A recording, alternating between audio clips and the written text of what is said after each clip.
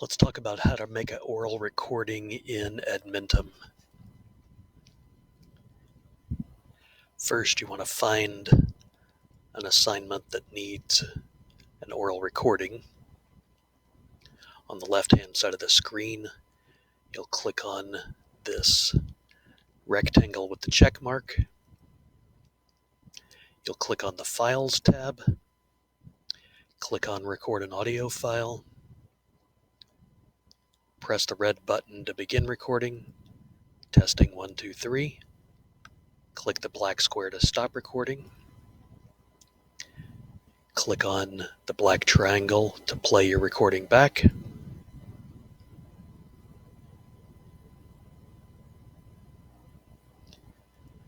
Give your recording a name.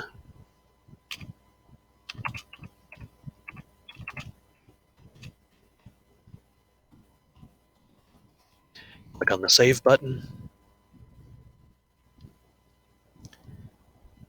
When you're ready to submit this for scoring, check Include Selected Files, check the name of the file, and then click on Submit for Score.